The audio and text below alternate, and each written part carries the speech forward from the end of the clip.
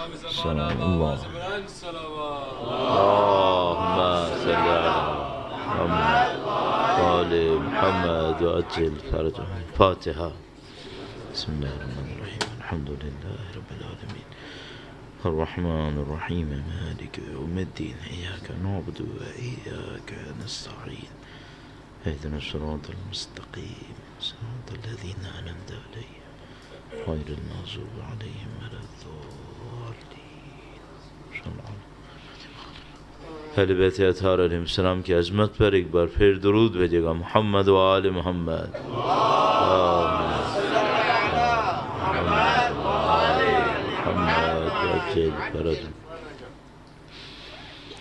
اعوذ باللہ من الشیطان الرجیم.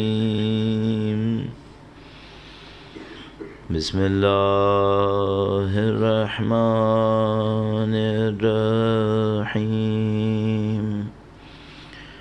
الحمد للہ رب العالمین والصلاة والسلام علی سید الانبیاء والمرسلین حبیب الہ العالمین ابی القاسم محمد صلی اللہ علیہ محمد وعلى آلہ الطیبین الطاہرین سیما بقیت اللہ فی الأراضین. قال اللہ تعالی فی کتابہ الکریم. بسم اللہ الرحمن الرحیم. ام حسبت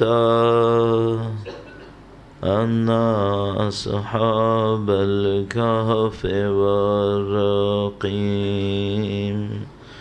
كانوا من آیاتنا عجبا. درود بھیجے گا محمد و آل محمد کا. محمد و آل محمد وعجل فرجهم. پروردگار عالم کا انتہائی شکر ہے، انتہائی احسان ہے.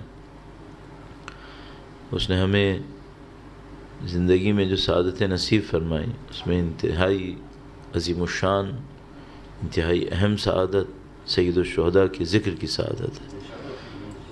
خدا متعال کا کرم ہے کہ اس نے ہمیں یہ موقع نصیب کیا اپنی زندگی میں ایک بار پھر فرش عزا پر بیٹھیں، نبی کے سامنے ان کی اولاد سے محبت کا اظہار کریں.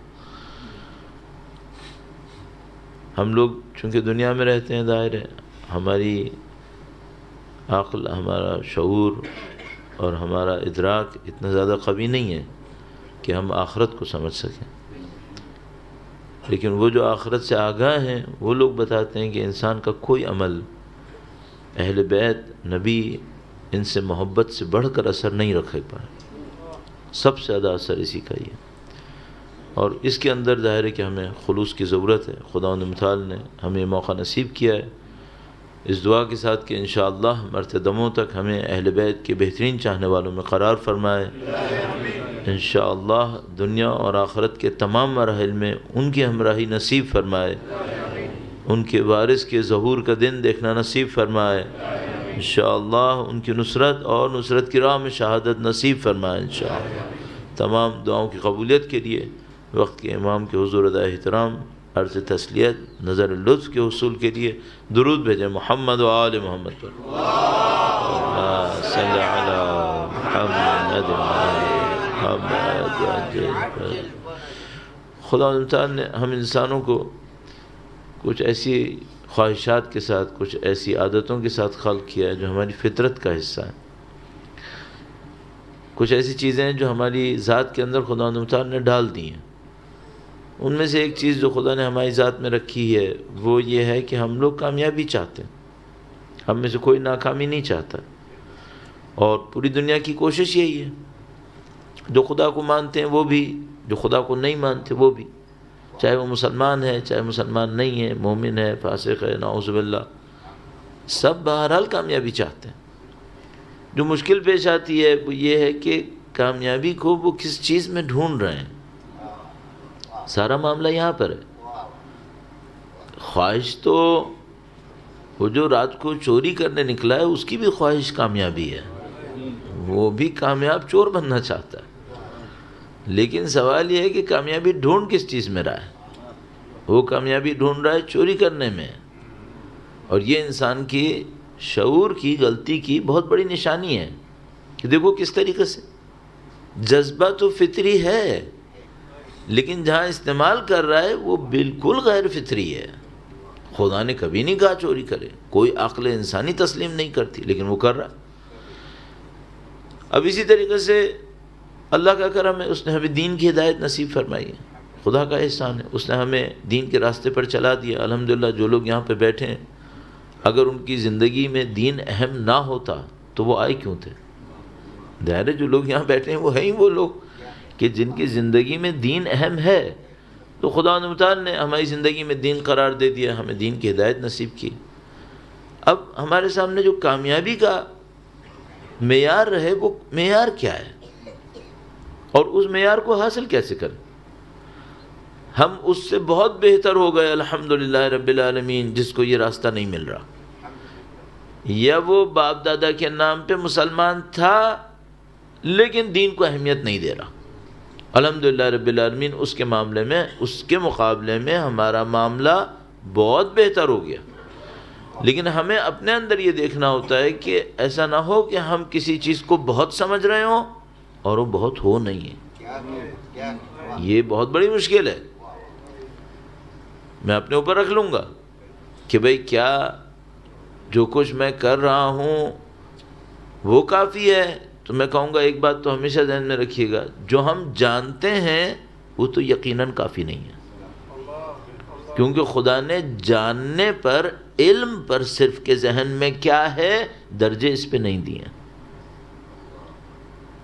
جنت خدا نے متعال فرماتا ہے کہ یہ تم سب کو ملے گی بما تعملون، جو تم کرو گے، نہ وہ جو بما تعملون تعلمون جو تم جانتے ہو، عمل پہ ملے گی، علم کے اوپر نہیں مل رہی۔ اچھا اب عمل کے اندر کیا چاہیے؟ عمل کے اندر 10 شرائط اور بھی ہیں، تو ہمیں اور آپ کو مسلسل اس کے اوپر غور کرنا ہے۔ اب چونکہ یہاں پر اس سلسلے کی یہاں آخری مجلس ہے، یہ میں نے اپنے ایک دوست سے سیکھا، کسی نے ان سے کہا کہ مولانا کی یہاں آخری مجلس ہے، تو اس نے کہا اللہ انہیں زندہ رکھے۔ تو پھر میں نے ان سے سیکھا کہ وہ بڑا اچھا جملہ بولتے تھے، اس سلسلے کی یہاں آخری مجلس ہے، انشاءاللہ زندہ رہیں گے ہم لوگ انشاءاللہ۔ درود بھیجے گا محمد و آل محمد، اللہم صل علی محمد و آل محمد وعجل فرج۔ چونکہ انشاءاللہ یہ سلسلہ جاری و ساری رہے گا، لیکن یہاں پر اس سلسلے کی یہاں آخری مجلس ہے، تو اس سلسلے میں میرے ذہن میں یہ آیا کہ آپ کی خدمت میں کچھ ایسے بنیادی نکات عرض کر دوں جو میں طالب علم ہونے کے ناطے اپنی زندگی میں اہم دیکھ پایا ہوں۔ تو میں یوں سمجھ لیجئے کہ اپنے چھوٹے سے تجربے کو آپ کے ساتھ شیئر کرنا چاہ رہا ہوں، اور کچھ چیزیں ایسی ہوتی ہیں جو انسان پڑھتا ہے، اس کو بیان کرے اس کا بھی ایک اثر ہوتا ہے، لیکن کچھ چیزیں جو انسان اپنی زندگی میں دیکھتا ہے، ہم نے احساس کیا کہ جن لوگوں نے اپنی دیکھے ہوئے اور کیے ہوئے کو ہمارے ساتھ شیئر کیا اس کا اثر ہم پہ زیادہ ہوا ہے، اور جن لوگوں نے صرف پڑھا ہوا بتایا اس کا اثر ہم پہ زیادہ نہیں ہوا۔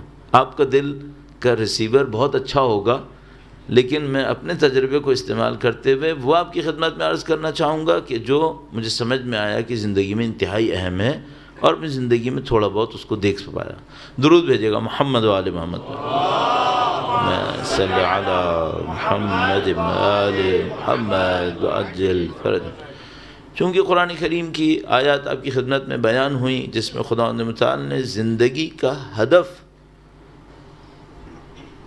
اللہ کی بندگی قرار دیا، وما خلقت الجن والانس الا لیعبدون، ہم نے جن و انس کو بس اس لیے خلق کیا کہ ہم لوگ اردو میں معمولاً ترجمہ کرتے ہیں کہ ہماری عبادت کرے، جبکہ عبادت کو اگر صحیح معنی میں لیں، ہم لوگ عبادت تسبیح، سجدہ، رکوع، نماز اس کو لیتے ہیں، اگر عبادت کو صحیح معنی میں لیں تو عبادت بنتی ہے بندگی۔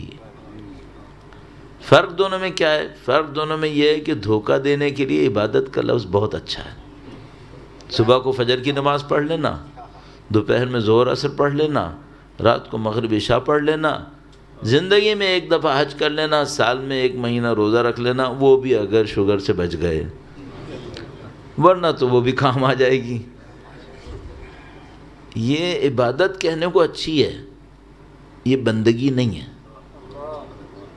بندگی کیا ہے؟ تو میں اپنے لیے عرض کرتا ہوں، عبادت جس کو ہم عبادت کہتے ہیں یہ پارٹ ٹائم جاب ہے، بندگی فل ٹائم جاب ہے، اور بندگی میں ریٹائرمنٹ بھی نہیں ہے، یہ لائف ٹائم جاب ہے۔ اس میں مسئلہ یہ ہے، تو آپ بندگی کو آبجیکٹو بنائیں، بندگی آبجیکٹو ہے، صبح سے رات تک سوتے تک، اور اگر بندگی پہ سوئے تو خدا سونے کو بندگی خود قرار دے دیتا ہے، اس کا کام ہے۔ میں اور آپ صبح سے لے کر شام تک بندگی کریں، سوتے تک بندگی کریں۔ بندگی کیسے کی جاتی ہے؟ اللہ کا بندہ بنو، یہ سوچو خدا کس پہ خوش ہوگا وہ کر لو، یہ بندگی ہے سادہ ترین۔ تو خدا متعال نے فرمایا جن و انس کو بس اس لیے خلق کیا کہ ہماری بندگی کریں، یہ پرائم آبجیکٹو ہے۔ اچھا وہ جو کمانا تھا، اس ملک کی نیشنلٹی، اس ملک کی نیشنلٹی، گھر بنانا، مارٹگیج، کار، بزنس، وہ کیا ہے؟ یہ اس لائف کی ریکوائرمنٹس ہیں، آبجیکٹیوز نہیں ہیں۔ ریکوائرمنٹس کچھ اور ہوتی ہیں، آبجیکٹیوز کچھ اور ہوتے ہیں۔ ہم لوگوں کی جو ایک حماقت ہو جاتی ہے اہل دنیا کی، وہ یہ کہ ہمیں ساری باتیں سخت کی، لیکن ایک اور جاتے جاتے ہم لوگ، غور سے سنیے، ہم لوگ بولتے قرآن ہیں، سوچتے قارون ہیں۔ ہماری مصیبت یہ ہے، بولتے دین دین دین دین، قرآن قرآن قرآن، اور جب سوچنے پہ آتے ہیں تو نعوذ باللہ ایسے ہی سوچتے ہیں جن کے خلاف قرآن بولتا ہے۔ بھئی اگر میں دین دین بول رہا ہوں، قرآن قرآن بول رہا ہوں، اہل بیت کہہ رہا ہوں، تو مینٹیلٹی میں میٹیریلزم کیوں ہے؟ لائف کے آبجیکٹیوز یہ کیوں نہیں ہیں؟ اچھا کیا نشانی ہے کہ بھئی لائف کے آبجیکٹیوز یہ ہیں یا نہیں ہیں؟ تو سب سے بڑی بات یہ ہے کہ جتنی لائف کی پلاننگ ہے وہ کس کے اوپر ہو رہی ہے؟ لائف کے مین ڈیسیشنز کس بات پہ ہو رہے ہیں؟ لائف میں مین اچیومنٹس کون سی چیزیں کاؤنٹ ہو رہی ہیں؟ انڈیویجول لیول پر بھی، کمیونٹی کے لیول پر بھی۔ اگر مثلا انڈیویجول لیول پر میں دیکھوں تو مثلا ان سے پوچھتے ہیں بھائی تمہاری زندگی میں اچیومنٹس کیا ہیں؟ میرے جیسے مولوی کے ساتھ بیٹھ کر تو وہ کچھ بھی بول لے گا، ذرا دیکھیے گا اپنی فیملیز میں بیٹھتا ہے تو کیا بولتا ہے اچیومنٹس میں۔ تمہارے بچے کے اچیومنٹس کیا ہیں؟ کیا بولے گا؟ ان میں سے کون سا لیعبدون ہے؟ کون سی اس میں بندگی ہے؟ یہ پرابلم ہے ہماری کمیونٹی کی۔ کامیابی ہم سب کو چاہیے، لیکن کامیابی کے جو پیرامیٹرز خدا نے بتائے ہیں وہ ہم نے آبزرو کر لیے ہیں، وہ ہم نے ایکسیپٹ کر لیے ہیں۔ ورڈز میں تو کر لیتے ہیں، پریکٹس میں کیا ہے؟ یہ ایک بہت بڑا مسئلہ ہے۔ تو اس کے اوپر بہت محنت کرنے کی ضرورت ہے ہمیں۔ اچھا اس کی نشانی کیا ہوگی؟ اس کی نشانی بہت سادہ ہے۔ آپ اور میں جب تک اللہ کی بندگی کو پرائم آبجیکٹو آف لائف نہیں بنائیں گے، یہ سائیڈ میں حاصل ہونے والی چیز نہیں ہے۔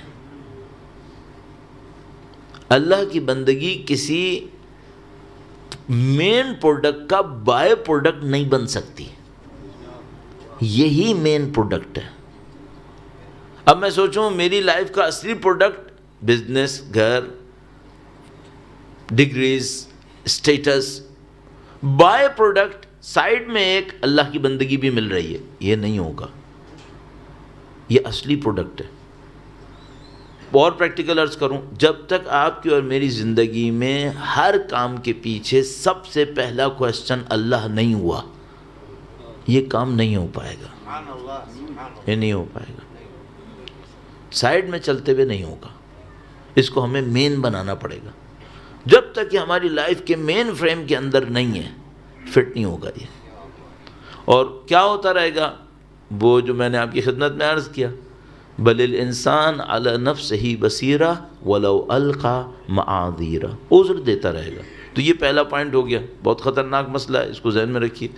تھوڑا سا آگے بڑھتے ہیں، ایک دو بہت امپورٹنٹ باتیں اور آپ کی خدمت میں عرض کرنی ہے۔ درود بھیجے گا محمد و آل محمد، صلی علی محمد و آل محمد وعجل فرج۔ تو پہلی بات تو مجھے یہ سمجھ میں آئی اپنی زندگی کے اندر، حتیٰ میں نے اگر علم دین سیکھنے کو بھی بڑا آبجیکٹو بنایا اور تزکیہ نفس کو سیکنڈ بنایا، میں سکسیسفل نہیں ہوں۔ مجھے تزکیہ نفس کو پہلا آبجیکٹو بنانا پڑے گا، علم دین بھی سیکنڈ آئے گا، وہ اس کے پیچھے آتا رہے گا، وہ اس کو سپورٹ کرنے کے لیے آئے گا۔ نمبر ایک بات ہو گئی۔ نمبر دو، ہم اپنی زندگی میں ظاہر اچیومنٹ لے کے خوش ہوتے ہیں، اس میں کوئی برائی بھی نہیں، بہت اچھی بات ہے۔ بھئی آپ الحمدللہ رب العالمین یہ 10 دن 11 دن 12 دن اہل بیت اطہار علیہ السلام کے نام پر یہاں تشریف فرما ہوئے، خداوند متعال نے توفیق دی ہمیں اور آپ کو، ہم یہاں بیٹھے ہیں، اس پہ خوش ہوں یا نہ ہوں، ہم خوش ہوں گے کہ خداوند متعال نے ہمیں یہ سعادت دی۔ اس میں خوش ہونا طبیعی ہے، نیچرل ہے کہ آپ نے جس چیز کو اپنے لیے اچھا سمجھا تھا وہ ہو گئی، لیکن مسئلہ یہاں پر ہے، یہ نہیں ہے جو میں اب بولوں گا وہ ہے۔ درود بھیجیں محمد و آل محمد، صلی علی محمد و آل محمد وعجل۔ پرابلم یہ ہے کہ ہمارا خوش ہونا ایک معاملہ ہے اور دوسروں کو دکھانا یہ ایک اور خطرناک معاملہ ہے، بہت خطرناک معاملہ۔ ہم نے عمل کیا الحمدللہ، خلوص نہ رہا، سب ضائع ہو گیا، اس کو کیسے بچائیں؟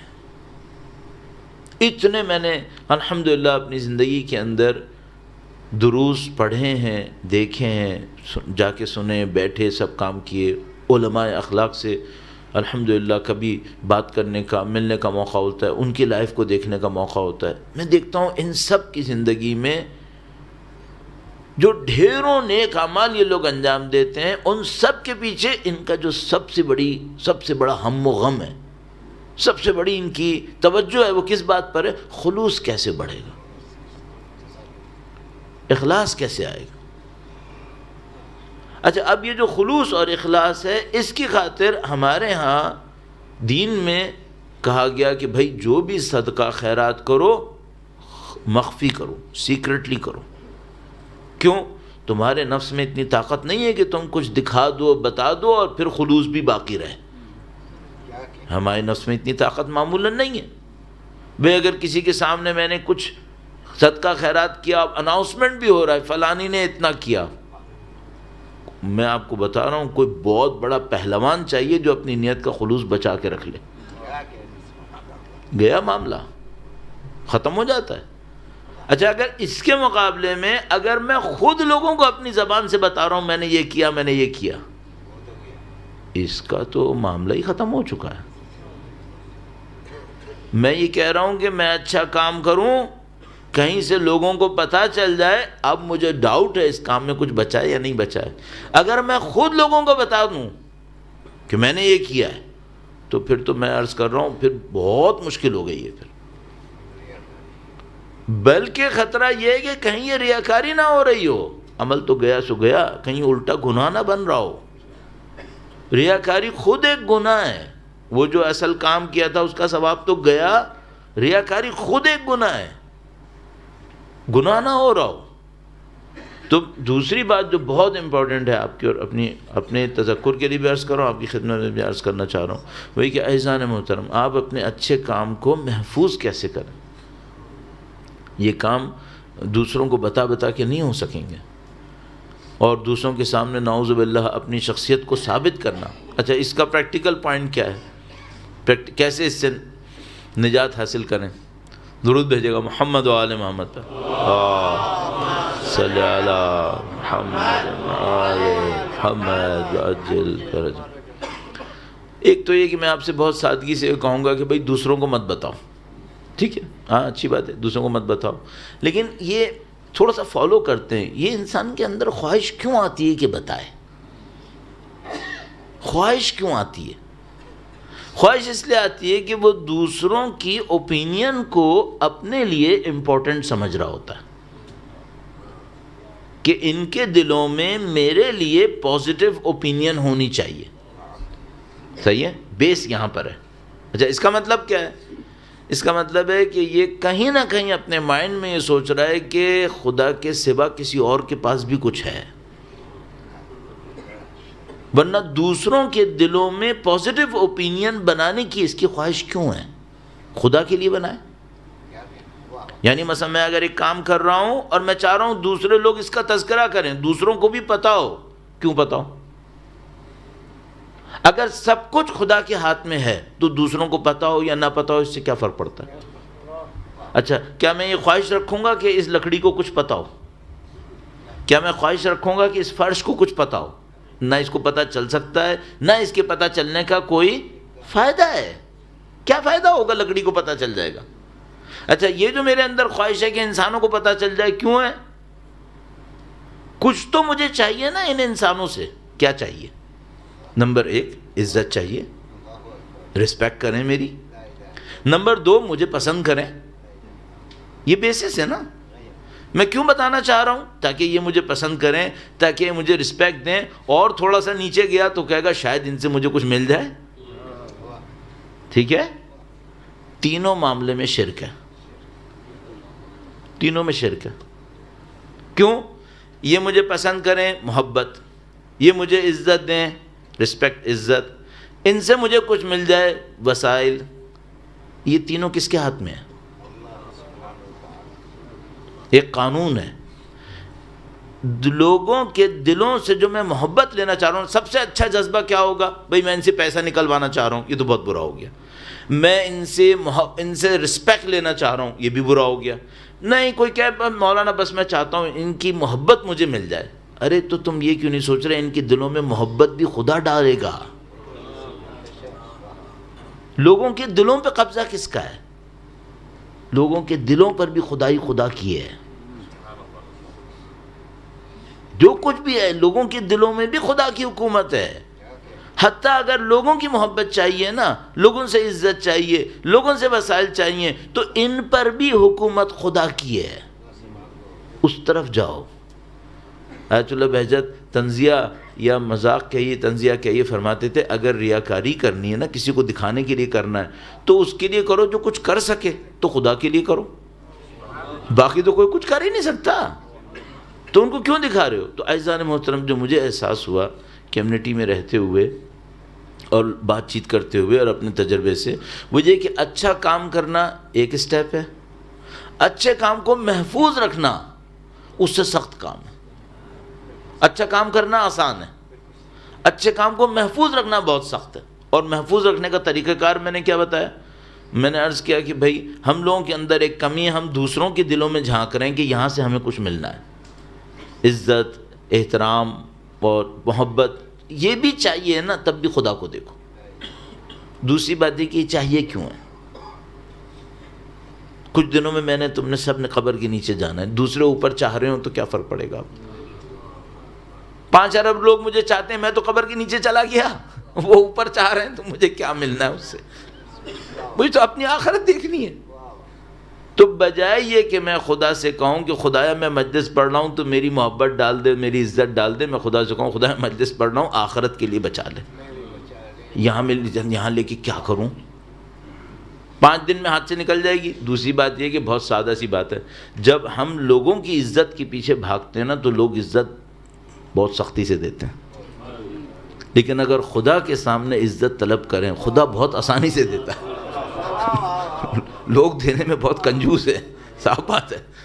اللہ سے مانگو، اللہ دینے میں سخی ہے، فیاض ہے، تو بھائی اگر عزت و محبت ہی چاہیے نا، اور چاہیے، میں نہیں کہہ رہا کہ نہیں چاہیے، بہت بڑا کوئی موحد انسان ہوگا جس کو کچھ نہیں چاہیے ہوگا، ہم لوگ اتنے بڑے موحد نہیں ہیں، ہم لوگوں کو یہ خیال رہتا ہے کہ لوگ تھوڑا سا احترام کر لیں، لوگ تھوڑی سی عزت دے دیں، یہ چاہیے نا، تو میں کہہ رہا ہوں ہاں ٹھیک ہے، میں کمزوری کا اعتراف کرتا ہوں کہ چاہیے، تو خدا سے مانگو، بندوں سے نہیں مانگو، بندوں سے مانگنے میں ذلت آتی ہے، بندوں سے مانگنے میں ذلت ہے، اللہ کے مانگنے میں عزت ہے، اس سے مانگو جو دیتا ہے تو عزت سے دیتا ہے، اور اگر انکار بھی کرتا ہے تو اور کچھ بڑھا کے دے دیتا ہے، ہمیشہ دعا کے پیچھے فلسفہ یہی ہے۔ تو یہ 2 پوائنٹس ہو گئے، درود بھیجے گا محمد و آل محمد، اللہم صل علی محمد و آل محمد وعجل فرج، یہ 2 پوائنٹس ہو گئے۔ ایک اچھا کام عرض کیا، اللہ کی بندگی کو جب تک پرائم امپورٹنس نہیں دیں گے یہ سائیڈ میں نہیں ہوگا۔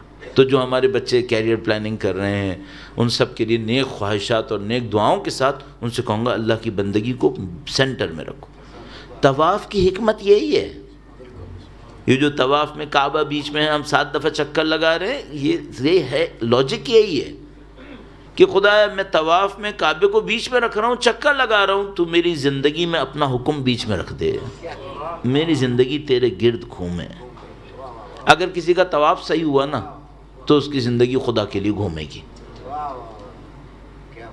اور اگر یہ نہیں ہو رہا اس کا مطلب ہے حج دوبارہ کر لو، طواف النساء نہیں ہوا ہے، باقی کے تو کسی کو کوئی پرواہ نہیں ہوگی۔ بھائی عبادتوں کا ہمارے عمل پہ اثر ہے یا نہیں ہے؟ براہ راست اثر ہے۔ دیکھیے ایک سادہ سی بات ہے، اگر ہماری اور آپ کی کمیونٹی میں اتحاد کم ہو نا، محبت کم ہو، تو پھر ایک بہت صاف سی بات ہے، وہ کیا؟ یہ لوگ نماز صحیح نہیں پڑھ رہے، یہ نماز صحیح نہیں پڑھ رہے۔ اگر نمازیں صحیح پڑھ رہے ہوتے خدا محبت پھیلا دیتا۔ ہو ہی نہیں سکتا کہ لوگ بندگی اچھی کریں، عبادتیں اچھی کریں، اور خدا اپنی اس معاشرتی نعمت، محبت معاشرتی نعمت ہے، اس سے محروم کرے، یہ نہیں ہوتا۔ خدا محبت بڑھاتا ہے۔ اچھا ایک اور جملہ بھی عرض کرتا چلوں، چلیے یہ تو ہو گیا معاشرہ، گھروں کا کیا کریں گے؟ لوگوں کے درمیان محبت نہیں ہے، غیروں کے درمیان نہیں ہے، ہمسایوں کے درمیان نہیں ہے، بھائی بھائی میں نہیں ہے، چلو چھوڑ دیا، وہ سب چھوڑ دیا جب کہ نہیں چھوڑنا تھا۔ باپ بیٹے کا کیا کریں؟ شوہر بیوی کا کیا کریں؟ ابھی جو قرآن کریم کی آیت کریمہ پڑھی گئی اس میں اللہ کی نشانیوں میں سے ایک یہ تھی کہ اس نے تمہارے اور زوجہ کے درمیان انس قرار دیا، مودت قرار دی۔ اچھا یہ نہ ہو تو کیا ہو؟ اب اس کا مطلب کیا ہے؟ اس کا مطلب میں آپ کی خدمت میں عرض کروں، ایک ہوتا ہے گھر، صحیح ہے، وہ گھر جس کے اندر عبادت ہو رہی ہے، اللہ کی بندگی ہو رہی ہے، یہ گھر ہے، یہاں پہ زندہ لوگ رہ رہے ہیں۔ اچھا اگر گھر میں بندگی نہیں ہے، عبادت نہیں ہے، تو وہ جو ایک بلڈنگ کے نیچے لوگ رہ رہے ہیں نا، یہ ایک خاندانی مقبرہ ہے، اس میں مردہ لوگ رہ رہے ہیں۔ جب لوگوں کے دل زندہ ہوتے ہیں نا تو یہ زندہ لوگ گھر میں رہ رہے ہوتے ہیں، اور جب مرے ہوئے دل ہوتے ہیں تو یہ کہاں پہ رہ رہے ہوتے ہیں؟ یہ خاندانی مقبرے میں رہ رہے ہوتے ہیں۔ ان پہ زیارت پڑھنے کی ضرورت ہے، فاتحہ پڑھنے کی ضرورت ہے۔ کیوں؟ مردہ لوگ رہ رہے ہیں، ان کے دلوں کو زندہ کرنا پڑے گا فاتحہ پڑھ کے۔ تو عزیزان محترم، پہلا پوائنٹ اللہ کی بندگی۔ اللہ کی بندگی نہیں ہوئی تو کیا ہوگا؟ گھر بھی مقبرہ بن جائے گا، مقبرے بن جائیں گے۔ اب میں آپ سے عرض کرتا ہوں، میتیں پڑی دیکھیے نا، کوئی کانٹیکٹ نہیں ہے ایک دوسرے سے، بہت سارے گھروں میں زندہ میتیں چل رہی ہیں، نو کانٹیکٹ، کوئی جذبہ نہیں ہے، کوئی محبت نہیں، کوئی الفت نہیں ہے، بھی تو دشمنی کا رابطہ۔ یہ مقبرے نہیں ہیں، یہ مقبرے ہیں، ان کو زندہ کرنے کی ضرورت ہے۔ یہ زندہ کیسے ہوں گے؟ اللہ کی بندگی سے ہوں گے۔ استجیبوا للہ وللرسول اذا دعاکم لما یحییکم، تاکہ تمہیں زندہ کرے۔ تو پہلی بات اللہ کی بندگی، پرائم امپورٹنس مین فریم کے اندر۔ دوسری بات کام کو بچانا کیسے، خلوص، خلوص کیسے لانا ہے بتانے کی ضرورت نہیں ہے. لوگوں کی دلوں کو مت دیکھو, اللہ کی سمت دیکھو. اللہ کی سمت دیکھو گے وہ دلوں کو بھی رام کر دے گا, نہیں کرے گا اس سے بہتر دے دے گا, اس سے بہتر دے دے گا. سید الشہداء کے سامنے جو لوگ کھڑے تھے ان کے دل شیطانی دل تھے. ایک اور بات عرض کرتا ہوں اسی پوائنٹ کو بڑھاتے ہوئے, اگر میں اللہ کی بندگی میں آگے بڑھوں اور میرے احترام میں جو دل جھکیں وہ گناہگاروں کے ہوں, اس کا مطلب میں اپنے آپ کو دھوکہ دے رہا ہوں. جب میں اللہ کی بندگی میں آگے بڑھوں گا نا تو خدا گناہگاروں کے دل نہیں جھکائے گا, متقین کے دل جھکائے گا. اور اگر میں اس چکر میں ہوں کہ گناہگاروں کے دلوں کو اپنی طرف جھکا لوں, اس کا مطلب یہ کہ میں خود گناہ کے راستے پہ چل رہا ہوں. کبوتر بہ کبوتر, باز بہ باز. کبوتر کبوتر کے ساتھ اڑتا ہے, عقاب عقاب کے ساتھ اڑتا ہے. اگر مجھے گناہگاروں کے دل جھکانے اس کا مطلب ہے میں خود اندر سے معاملہ خراب ہے. اور اگر مجھے متقین و پرہیزگاروں کے دل جھکانے اس کا مطلب یہ ہے کہ میں اللہ کی بندگی میں چل رہا ہوں. خدا اہل تقوی کے دل جھکاتا ہے, میں اور آپ گناہگاروں کے دل جھکانے کے چکر میں نہ جائیں. پہلی بات تو ہے کہ کسی کے دل کو کیوں جھکانا چاہ رہے ہو, اپنا کام کرو, آخرت کے لیے کرو. یہ دو باتیں بہت امپورٹنٹ ہو گئیں. اب ایک بات اور آپ کی خدمت میں عرض کروں اور اس کو اختتام پہ لے کے جاؤں. درود بھیجے گا محمد و آل محمد پر. صلی اللہ وجل فرج. یہ سب چیزیں ملیں گی کیسے؟ میں خلوص چاہ رہا ہوں, میں چاہ رہا ہوں اللہ کی بندگی میں کام کروں, اور ان سب کے پیچھے میں چاہتا ہوں میری آخرت بنے. ہوتا کیسے ہے؟ کون سی چیز ٹریگر کرتی ہے؟ کہاں سے شروع ہوتا ہے معاملہ؟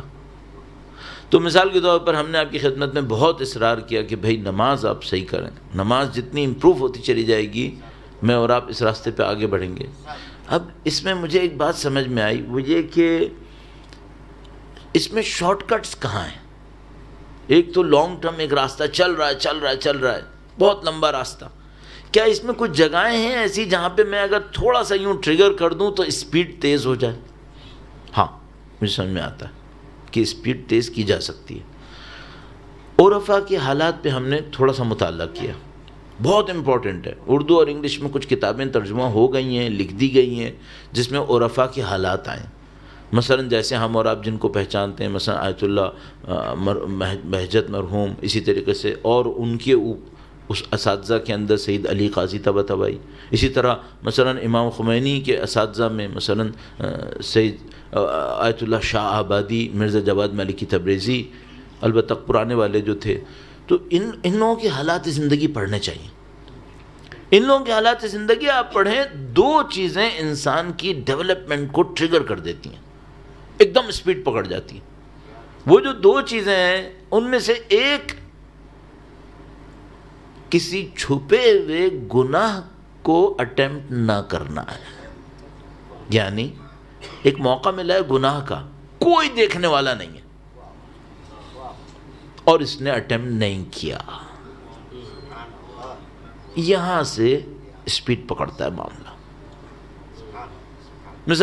مثالیں 10,000 ہو سکتی ہیں, بیان بھی کیا کرے آدمی. بھئی ایک گناہ کا موقع ہے, کوئی نہیں دیکھ رہا. ایک دفعہ تو دیکھیے بہت سادہ سی بات ہے, میں مثلا آپ کے سامنے یہاں بیٹھا ہوں, کیا میں اتنا پاگل ہوں کہ یہاں بیٹھ کے گناہ کروں؟ سارے لوگ دیکھ رہے ہیں, میری تو ساری بے عزتی ہو جائے گی. یہاں بیٹھ کے میں کیوں کروں گا؟ اچھا کوئی مثلا امام بارگاہ میں بیٹھ کے گناہ کرے گا, کوئی کیوں کرے گا؟ پاگل ہے, ساری کمیونٹی دیکھ رہی ہے. اچھا یہ آدمی جب کسی ایسی جگہ ہوتا ہے جہاں کوئی نہیں دیکھ رہا ہوتا, تب کیا کرتا ہے؟ وہی جو کمیونٹی میں چندے دینے میں ٹاپ پہ لسٹ میں ہوتا ہے, باہر جا کے لوگوں کی جیبیں کاٹنے میں سب پہ ٹاپ پہ ہوتا ہے. یہ کیوں ہوتا ہے بھائی؟ میں نہیں کہہ رہا کہ یہاں پہ ایسا ہوتا ہے, دنیا میں ایسا ہوتا ہے. کیوں؟ وہاں سے پیسہ کاٹتا ہے پیسہ کمانے کے لیے, یہاں جو پیسہ دیتا ہے وہ بھی اپنی آپ کو جمانے کے لیے. دونوں میں خدا نہیں ہے. آپ کو اور مجھے دیکھنا پڑے گا جب کوئی نہیں دیکھتا تو ہم کیا کرتے ہیں. جب سب دیکھ رہے ہیں تو پھر تو مسئلہ ہی ختم ہو گیا. تو پھر تو اس میں سب کچھ سوشل پریشر ایک چیز ہوتی ہے, پوری دنیا کے انسانوں کے اوپر سے سوشل پریشر اٹھا لیں, پھر آپ دیکھیں کیا نکلیں گے اندر سے. تقویٰ یہ نہیں ہے کہ آپ سوشل پریشر کے اندر کوئی اچھا کام کر رہے ہیں. تقویٰ یہ ہے کہ جب کوئی نہیں دیکھ رہا ہے تب کیا کر رہے ہیں. اب معاملہ آ گیا انٹرنیٹ کا، اب معاملہ آ گیا ٹیلی ویژن کا، اب معاملہ آ گیا آن لائن فراڈز کا، اب معاملہ آ گیا ڈسیپشن کا. بھائی یہ کہانی بہت لمبی ہے. میں گھر کے اندر نماز پڑھتا ہوں کیسی ہوتی ہے، میں جماعت کے لیے نماز میں کھڑا ہوتا ہوں وہ کیسی ہوتی ہے، گھر کے اندر میری زبان کیا ہے، باہر میرا لہجہ کیا ہے. بہت سارے لوگ باہر متقی پرہیزگار ہیں، اندر چنگیز خان ہیں.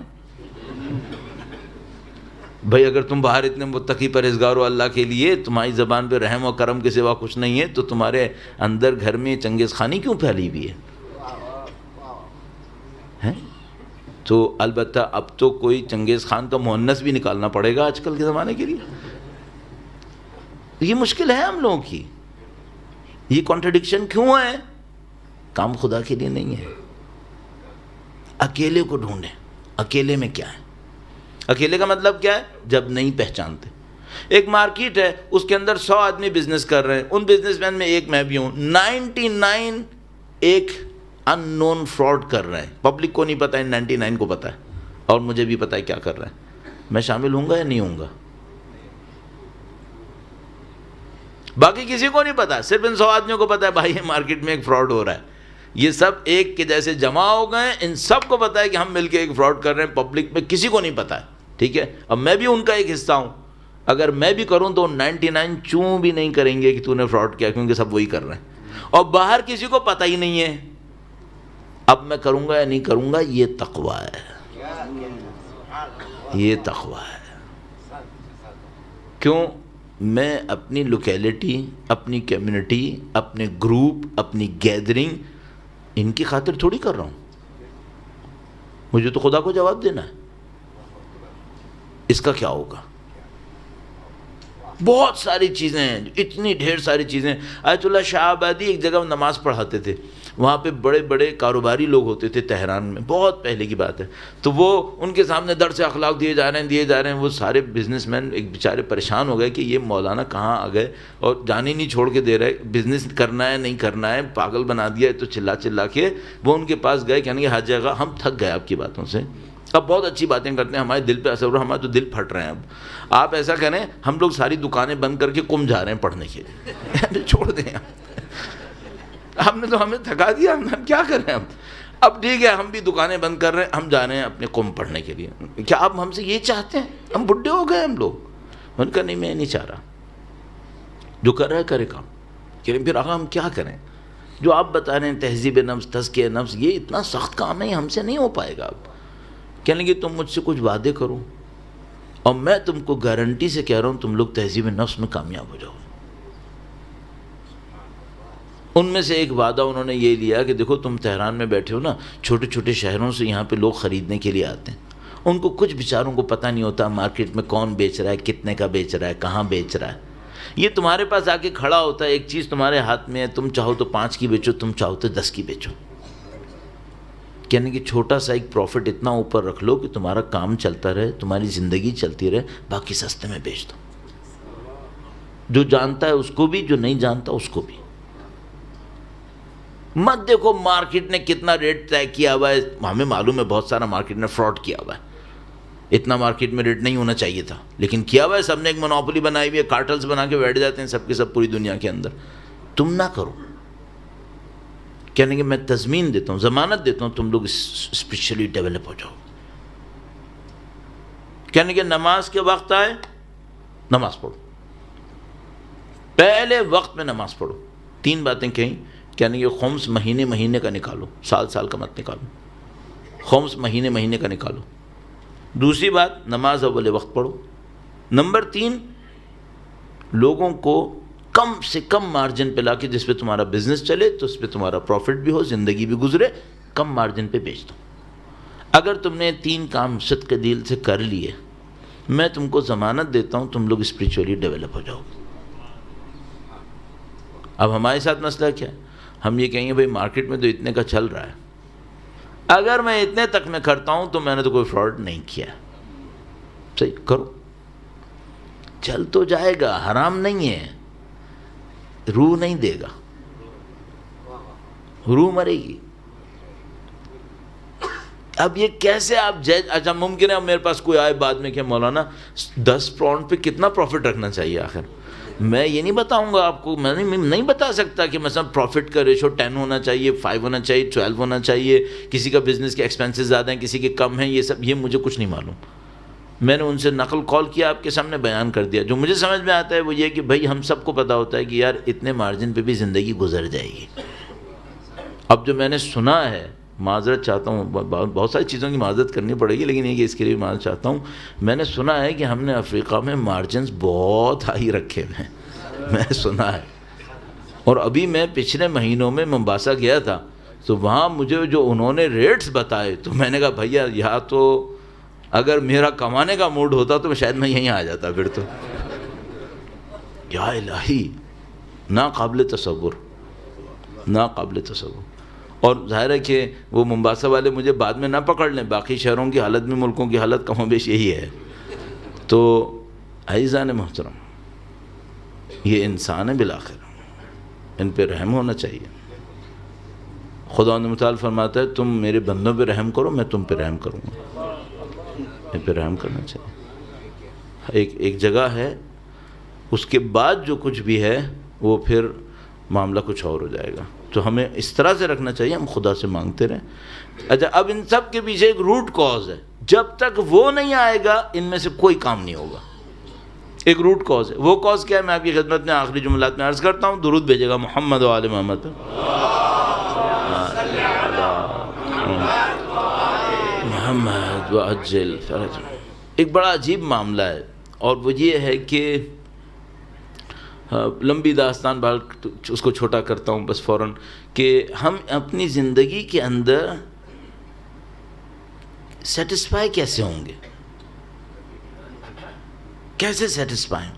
اب دو لاجکس ہیں، دو میتھڈالوجیز میں اگر جائیں، دو. ایک تو یہ کہ جتنا تم اچیو کرو گے، جتنا لیتے جاؤ گے، سیٹسفیکشن بڑھتا جائے گا.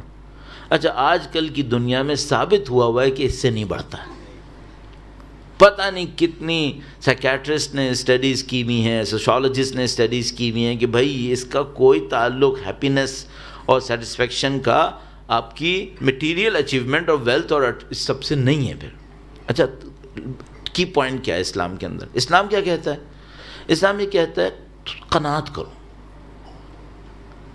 کم پہ خوش ہونا سیکھو. یہ اسلام کی مین لاجک ہے. میرا اسپیشلائزیشن اگر کوئی تھا مثال کے طور پہ دین کے علاوہ، یا پتہ نہیں اس میں بھی ہے یا نہیں ہے، تو جو کچھ بھی تھا وہ مثلا پولیٹیکل سائنسز میں میرا کچھ اسٹڈیز تھیں. تو ہم اس میں دیکھتے تھے بھئی کیپٹلزم ہے، یہ بلاک ہے، وہ بلاک ہے، ان کی ڈیٹیلز ہیں، انٹرنیشنل اکانومی، یہ فن. میں دیکھتا تھا اگر اسلام کا ایک حکم ہم نے لے لیا نا تو ہم بچ گئے. اب وہ کیا ہے؟ قناعت کرو، قناعت کرو. کوئی ضرورت نہیں ہے بہت عالی شان کپڑے ہونا ہے، بہت عالی شان گھر ہونا چاہیے، بہت عالی شان گاڑیاں ہونی چاہیے. کیوں ایک ایسی دوڑ میں جا رہے ہو جس کا کوئی اینڈ نہیں ہے، اس میں کوئی خوشی نہیں آئی ہے. اچھا یہ پتہ نہیں کتنی اسٹڈیز سے ثابت ہے، اسلامک اسٹڈیز نہیں، نان اسلامک اسٹڈیز سے ثابت ہے. ابھی کل یا پرسوں کی بات ہے، میں اسی ویب کے اوپر کچھ چیک کر رہا تھا ایک ایپ کے ذریعے سے، تو اس میں دیکھ رہا تھا وہ آرٹیکل میں بس آیت نہیں لکھی تھیں اور روایت نہیں لکھی تھیں، باقی مجھے لگ رہا تھا اس نے میرا لیکچر کہیں کاپی کر لیا ہے. بالکل وہی باتیں لکھی تھیں اور ایگزیکٹلی اس نے اس کو پن پوائنٹ کیا ہوا تھا کہ بھائی جب تک آپ جو ہے اس پہ خوش نہیں ہوں گے آپ کبھی خوش نہیں ہوں گے. اور کی پوائنٹ یہی ہے. اچھا ہم لوگوں میں اس میں رکاوٹ کیا ہے؟ اس میں رکاوٹ ہے دوسروں کی باتیں، خاندانی باتیں، کمیونٹی کی باتیں. اس کے پاس یہ ہے تم 20 سال سے یہاں ہو، تم نے کیا باڑ جھوکا یہاں پہ ابھی تک. اب وہ کہہ رہے ہیں ہاں یار میں تو پاگل آدمی ہوں، تو سب اتنے آگے چلے گئے، میں یہاں ابھی تک بیٹھا ہوں. اچھا اب وہ اسکور یہ نہیں دیکھ رہا ہے کہ بھائی ہم لوگوں کے یہاں ایک مسئلہ ہے کہ اگر نام کے آگے سینچریز لکھیں تو ڈراپ کیچز کون کاؤنٹ کر رہا ہے. فیئر گیم ہے نہیں، انصاف تھوڑی ہے، عدل تھوڑی ہے یہاں پہ. یہاں پہ تو یہ ہے کہ آپ کے نام کے آگے لکھا ہو کہ سینچری مار لی. کتنے لوگوں کو مارا، کیا کچھ کیا، اس کا کوئی پوچھنے والا نہیں ہے. آپ قناعت دکھاؤ، کم پہ خوش ہو جاؤ، اچھا جتنوں کے نام لیتے ہیں ہم اور آپ مجلسوں میں وہ سب اہل قناعت ہیں، سب اہل قناعت۔ تو یہ ایک کانٹرڈکشن بنا ہوا ہے کہ ہم، جو میں نے آپ سے کہا نا اسپلٹ پرسنالٹیز ہماری، ہم یہاں پر آ کر ان کے نام لیتے ہیں، ان کے نام پہ نعرے لگاتے ہیں، ان کے نام پہ درود بھیجتے ہیں جو اہل قناعت ہیں، جیسے اس دروازے سے باہر جاتے ہیں کچھ اور ہے۔ اس طرح دین کیسے چلے گا؟ اس طرح ریچولز چلتے رہیں گے لیکن دین نہیں ہوگا۔ اچھا دین نہیں ہوگا تو کیا ہوگا؟ دین نہیں ہوگا تو وہ جو دین نے اثر دیے ہیں وہ نہیں ہوں گے، کبھی زندگیوں کے اندر سکون نہیں آئے گا۔ تو کی پوائنٹ کیا ہے؟ کی پوائنٹ یہ ہے کہ بھئی قناعت پہ آؤ۔ اچھا قناعت پہ کیسے آئیں گے؟ میں نے عرض کیا سب سے بڑی دشواری کیا ہے؟ لوگ کیا کہہ رہے ہیں، پھر وہی پوائنٹ آ گیا نا لوگوں والی بات۔ اور یہ جو لوگوں کو امپورٹنس دینا ہے ضرورت سے زیادہ، یہ کس بات کی نشانی ہے؟ خدا سے رابطہ کمزور ہے۔ اگر خدا سے رابطہ مضبوط ہوتا تو لوگوں کی باتیں اتنی اہم نہیں ہونی چاہیے تھی۔ اور اس رابطے کو مضبوط کرنے کے لیے میں نے کیا کہا؟ اب دیکھیں میں نے پورا آج کا موقع نکال کے پورا میکینزم آپ کے سامنے عرض کرنے، اس رابطے کو بنانے کے لیے میں نے عرض کیا تھا کہ خدا سے گفتگو کرنا سیکھیں۔ جب خدا سے یہ رابطہ مضبوط ہو جاتا ہے نا تو بہت ساری چیزیں آسان ہو جاتی ہیں۔ دوسرے کیا باتیں بنا رہے ہیں، دوسرے کیا کہہ رہے ہیں، عزت دے رہے ہیں نہیں دے رہے ہیں، خوشیاں دے رہے ہیں نہیں دے رہے ہیں، یہ سب آسان ہو جاتا ہے اگر خدا سے رابطہ اچھا ہو۔ اور اگر وہ نہیں ہوا تو آپ کبھی بھی قناعت نہیں لے پائیں گے، اور اگر قناعت نہیں لے پائیں گے آپ کبھی زندگی میں سکون نہیں لے پائیں گے، سارے وہ غلط کام کریں گے جو دنیا والے کر رہے ہیں۔ کی پوائنٹ آ گیا خدا سے رابطے پر، خدا سے۔ اچھا آپ خدا سے رابطے کے لیے کیا کریں؟ میں نے عرض کیا تھا، بہت پہلی بھی عرض کر چکا ہوں اور یہ بھی پھر دوبارہ دہرا دیتا ہوں، کہیں خاموشی سے بیٹھ کر روزانہ خدا سے کچھ دیر کے لیے بات کر لیا کریں۔ خدا سے بات کریں، اردو میں، انگلش میں، گجراتی میں، عربی میں، فارسی میں، جو آپ کی آسان زبان ہو اس میں کیا بات کریں۔ پوری دنیا سے بولتے رہتے ہو، خدا سے کیوں نہیں بولتے؟ بات کرو۔ اس سے بڑا کوئی دوست ہوگا؟ اس سے بڑا کوئی چاہنے والا ہوگا؟ اس سے بڑا کوئی مہربان دینے والا؟ مالک وہی ہے۔ بات کرو۔ اب دیکھیں یہ 3 باتیں ہو گئی امپورٹنٹ۔ اب ایک آخری بات، پہلے بھی شاید آخری نہ کہہ دیا ہو لیکن یہ کہ اب ایک اور پوائنٹ، پتہ نہیں ٹائم بھی کتنا ہو گیا، اب میں آپ کی بس یہ ایک پوائنٹ اور عرض کرتا ہوں، یہ میں نے سمجھنے کی کوشش کی ہے تو میں آپ کے ساتھ شیئر کر رہا ہوں۔ درود بھیجے گا محمد و آل محمد پر، اللہم صلی علی محمد و آل محمد عجل فرج۔ یہاں ٹائم کا بڑا کھڑکا ہے یہاں پہ بہت۔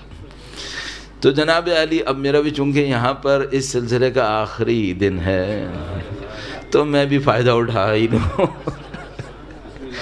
تو ایک بات ہے، وہ بات بڑی عجیب، اور اگر آپ نے یہ بات پک کر لی نا، یہ سمجھ لیجئے زندگی کہیں اور پہنچ گئی۔ یہ بڑی عجیب بات ہے۔ وہ کیا ہے؟ قرآن کریم پڑھیں، تھوڑا تھوڑا غور کریں اور یہ دیکھیں کہ اگر میں چاہتا ہوں کہ اس آیت کو اپنے لیے ٹائٹل بنا لوں کیسے ہوگا؟ میں ایک مثال دوں گا ابھی آپ۔ قرآن کیا ہے؟ قرآن شخصیت کا وہ نقشہ ہے جو خدا ہمارے اندر دیکھنا چاہتا ہے۔ خدا ہیومن پرسنالٹی کا پورا روڈ میپ دے چکا ہے اس قرآن میں۔ اگر کوئی اس قرآن پہ عمل کرے تو وہ انسان بن جائے گا جو خدا بنانا چاہتا ہے۔ صحیح ہے؟ تو اب آپ کیا کریں؟ ایک ایک آیت پک کریں، دیکھیں میں اس پہ عمل کیسے کروں، یہ آیت میرا ٹائٹل بن جائے۔ مثلا دیکھیے ایسی ہم لوگ سمبولک کہتے ہیں نا، بھائی محشر ہوگا، اس دن لوگوں کو ٹائٹل سے، ناموں سے اٹھایا جائے گا، ایک کو کہا جائے گا نماز پڑھنے والے کھڑے ہو جائیں، مسلین۔ اچھا مسلین کو خدا پسند کرتا ہے نہیں کرتا؟ کرتا ہے۔ تو آپ مسلین بننا چاہتے ہیں؟ ہاں بننا چاہتا ہوں۔ جا کے روایتوں میں دیکھو مسلین کسے کہتے ہیں۔ ہر نماز پڑھنے والا مسلی ہے؟ نہیں۔ مسلی کون ہے؟ خدا نے متعال صدقہ دینے والوں کو پسند کرتا ہے۔ کتنا صدقہ دوں تو یہ ٹائٹل میرا بن جائے گا؟ کتنا صدقہ دوں؟ وَفِي أَمْوَالِهِمْ حَقٌّ مَعْلُومٌ لِلسَّائِلِ وَالْمَحْرُومِ، ان کے مال کے اندر پہلے سے آئیڈینٹیفائڈ حق ہوتا ہے، سائل کے لیے، سوال کرنے والے کے لیے، اور محروم کے لیے، یعنی جو سوال نہیں کر رہا اس کے لیے۔ اس آیت پر میں عمل کروں کہ قیامت کے دن یہ میرا ٹائٹل بن جائے، کیسے کروں؟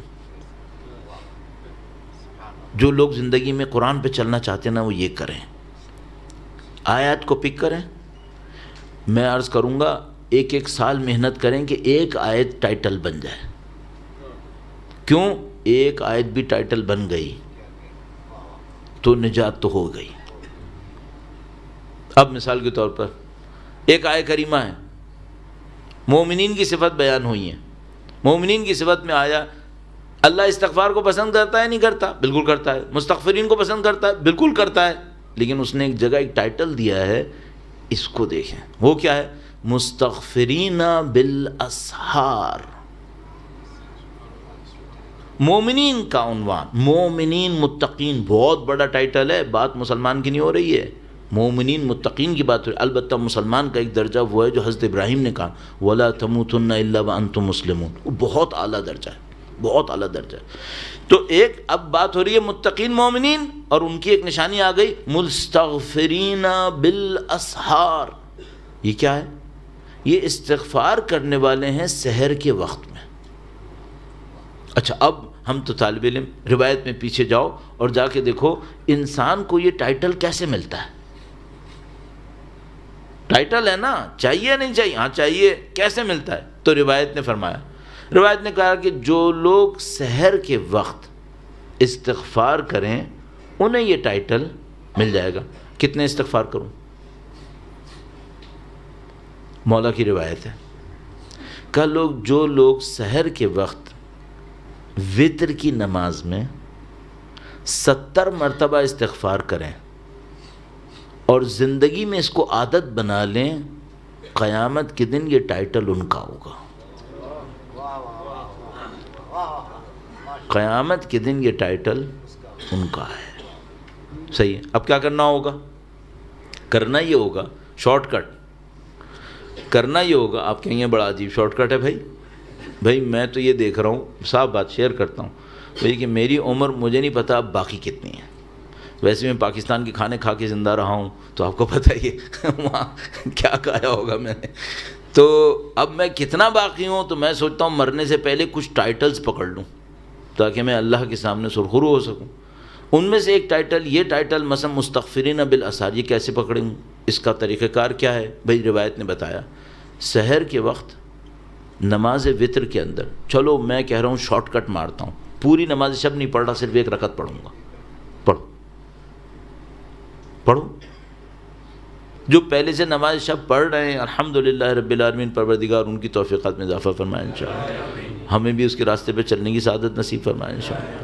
جو نہیں پڑھ رہے، سحر کے وقت اٹھو، نماز سے فجر کی نماز کے اذان کے وقت سے مثلاً 15 منٹ پہلے، صرف 15 منٹ پہلے اٹھو، ایک رکعت وتر پڑھ لو، اس کے قنوت میں 70 دفعہ استغفار کر لو. صحیح ہے.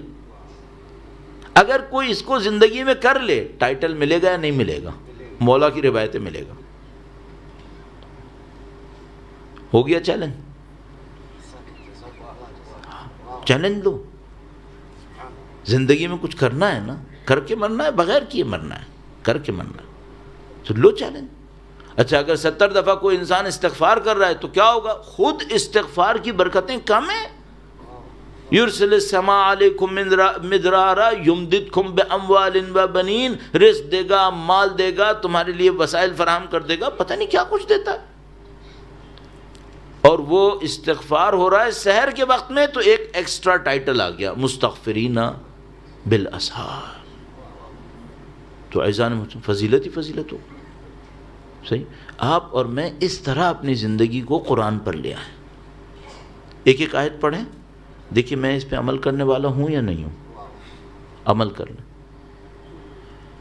علامہ طباطبائی نے اپنی زندگی میں ایک عجیب کارنامہ کیا. ان کا نام آپ کو پتہ ہے، ان کا کام آپ کو پتہ ہے. نہ صرف قرآن کریم کی آیتوں پر اس طرح سے کیا، بلکہ جتنی سنت نبوی میں روایات موجود تھیں ان کو جمع کیا اور سب پر عمل کر لیا. ایک ایک پر، ایک ایک پر. کہا مجھے سنت نبوی کے ہر پہلو پہ عمل کرنا ہے.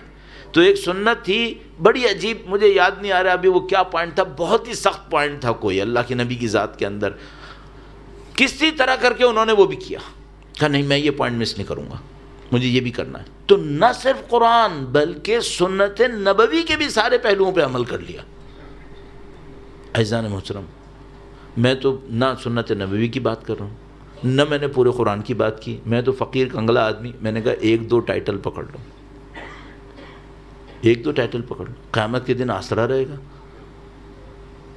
اور سب سے بڑا آسرا تو ظاہر اہل بیت کی محبت ہے۔ جب بھی کچھ کریں ان سے مدد مانگتے رہیں، مولا مدد کر دیں، جب بھی کچھ کریں ان سے مدد مانگتے رہیں۔ مثلا فرض کر لیتے ہیں کہ بھئی ابھی ہم نے بیٹھے بیٹھے کچھ لوگوں نے ہم نے سب مل کے طے کیا کہ نہیں اب ہم مستغفرین بالاسحار بننا چاہتے ہیں، ان سے مدد مانگیں گے، مولا ضعیف ہیں ہم لوگ، کمزور ہیں، نہیں ہے ہمارے بس کے اندر، نفس پہ گرفت نہیں ہے ہماری۔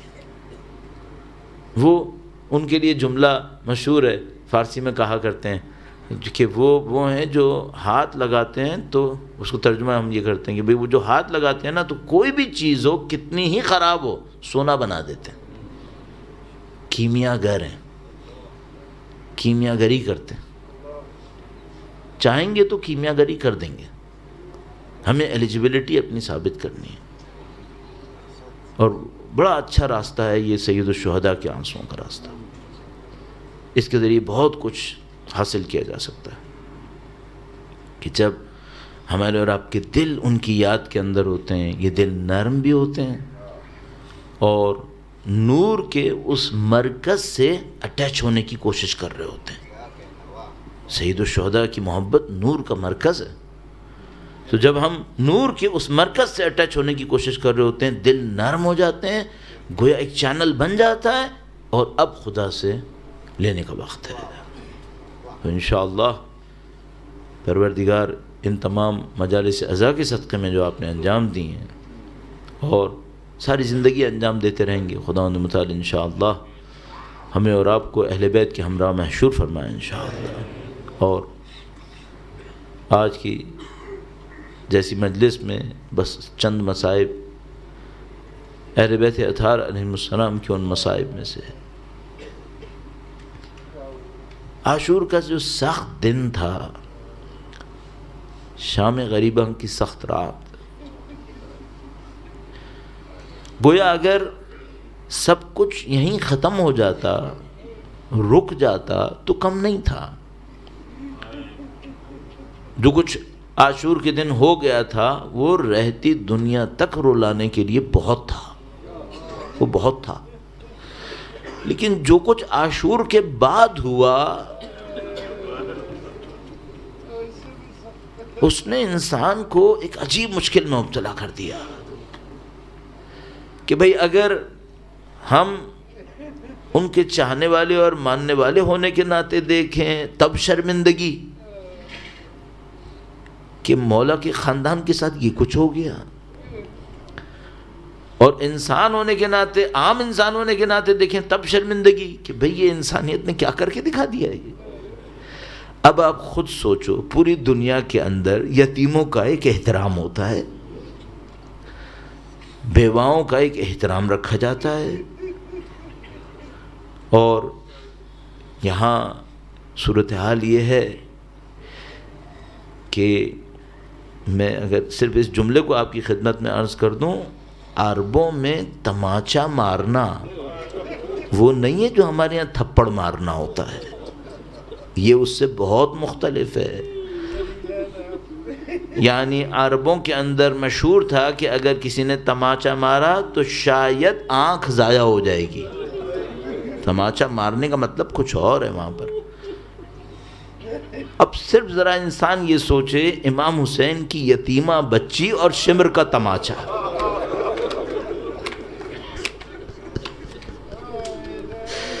بھئی دنیا میں یتیموں پر رحم کیا جاتا ہے۔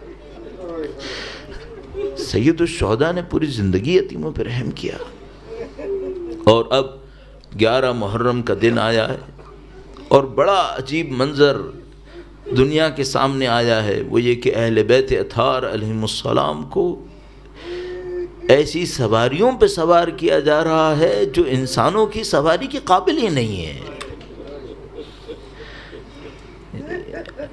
وقت کے امام نے اس بات کو اپنے مرثیے میں بیان کیا، فرمایا سلام ہو ان مخدرات پر جن کو بغیر کجاوے کے اونٹوں پہ بٹھایا گیا۔ اس کو بیان کرنا بہت سخت ہے، بہت مشکل ہے۔ بس 2 لمحے اور 2 روایت آپ کی خدمت میں عرض کروں گا تاکہ انشاءاللہ حب اہل بیت کے صدقے میں خدا ہمیں سید الشہداء کے غم میں ہمراہی نصیب فرمائے۔ بس ایک وقت وہ آیا کہ جب مولا سید سجاد کو بٹھانے کا وقت تھا۔ مولا سید سجاد اس عالم میں جو خدا متعال نے ان کی حفاظت کے لیے طے کی تھی، اس مشکل میں تھے کہ ان کو کوئی سوار کروائے، اور جب کوئی سوار کروانے والا نہیں ہے تو محافظہ امامت تشریف لائیں۔ ایک بار پھر بی بی زینب سلام اللہ علیہا نے امام سجاد علیہ السلام کو سہارا دیا، ان کو ہماری پہ بٹھایا۔ امام سجاد جب گویا تھوڑا بلندی پر تشریف لاتے ہیں، اپنے والد کا بے گور و کفن لاشا دیکھا، اپنے بھائیوں کا لاشا دیکھا۔ ہم لوگ 1400 سال کے بعد الفاظ میں تو شاید بیان کر لیں، لیکن اگر احساس میں دیکھیں تو کسی کے والد فوت ہوئے ہوں اور وہ جنازہ نہ دفنا سکے، جن عزیزوں کے والدین میں سے کوئی دنیا سے رخصت ہوا ہوگا، میرے خیال میں ان کو یہ بات سمجھ میں آ گئی ہوگی کہ اگر باپ کا یا ماں کا انتقال ہوتا ہے تو پہلی خواہش بچوں کی کیا ہوتی ہے؟ وہ یہ کہ جنازہ تو اٹھ جائے۔ اور مولا سید سجاد ہماری پر سوار ایک منظر دیکھا کہ باپ بے گور و کفن، بھائی بے گور و کفن زمین کربلا کے اوپر، اور بس اس منظر کو دیکھنا تھا کہ گویا امام سجاد کی حالت منقلب ہونا شروع ہوئی۔ بی بی زینب سلام اللہ علیہا نے احساس فرمایا اور امام سجاد کو دلاسا دیا، شاید اس دلاسے کے صدقے میں اور آپ یہاں پر ہیں۔ کہا کہ بیٹا تمہارے باپ کا لاشا اکیلا نہیں رہے گا، یہاں عمارتیں بنیں گی، یہاں زائر آئیں گے، تمہارے باپ کا ماتم پوری دنیا میں جاری رہے گا۔ امام سجاد کو دلاسا دیا، بس یہ قافلہ چلنا شروع ہوا، اور ایک موقع کے اوپر جب دشمنوں نے مقتل کے سامنے سے جان بوجھ کر گزارا تو بیویوں نے وہ جو لاشیں دیکھے تو برداشت نہ کر سکیں، اپنے آپ کو اونچائی اور عماری کی بلندی سے زمین پر گرایا۔ اور یہ بھی مرثیے کا حصہ ہے، زیارت ناہیہ کا حصہ ہے۔ سلام ہو ان خواتین پر جنہوں نے اپنے آپ کو بلندیوں سے گرایا، اور گرانے کے بعد ہر بی بی ایک لاشے کی طرف گئیں، اور گویا بی بی زینب سلام اللہ علیہا اپنے بھائی کے لاشے پر پہنچی اور اپنے بھائی کے بے گور و کفن لاشے کو دیکھا۔ ایک موقع کے اوپر مٹی کو ہاتھ میں لیا، مدینے کا رخ کیا اور فرمایا اے رسول اللہ، یہ آپ کا حسین ہے، مرمل بالدماء، یہ خاک اور خون میں مبتلا ہے، اس کا سر کوفہ کے بازاروں میں ہے اور اس کا جسم کربلا کی زمین پر ہے۔ کربلا میں شاید پہلا ماتم منعقد ہونا شروع ہوا۔ عزیزو بڑی سخت روایت ہے، شمر لعین گویا امام سجاد کے پاس آیا اور اس نے امام سجاد سے کہا کہ اے سجاد، خواتین سے کہو ماتم ترک کریں اور قافلے کو لے کر آگے بڑھیں۔ امام سجاد اس ضعف کے عالم میں سر کو جھکا لیتے ہیں، کچھ نہ کہتے، ایک کوڑا لیا اور امام سجاد کی کمر پہ مارا۔ امام سجاد صبر کا پیکر بنے رہے، اس لعین نے ایک اور کوڑا مارا، امام کی کمر اور جھکی، پھر بھی صبر کیا، اس نے پے در پے کوڑے مارنا شروع کر دیے۔ بی بی زینب نے دیکھ لیا، تشریف لائیں اور کہا سجاد ہم چلنے کو تیار ہیں۔ فرمایا بھوپی آپ میرے والد کا ماتم کریں، سجاد کوڑے کھائے گا لیکن بات اب نہیں رکے۔ اس کوڑے کھانے کے صدقے میں ماتم جاری ہے، امام کا غم جاری ہے۔ خدا آپ کو اجر عظیم نصیب فرمائے، آپ کو سیدہ طاہرہ کی شفاعت نصیب فرمائے۔ انشاءاللہ قیامت کے تمام مراحل میں اہل بیت اطہار کی ہمراہی نصیب فرمائے۔ ماتم حسین۔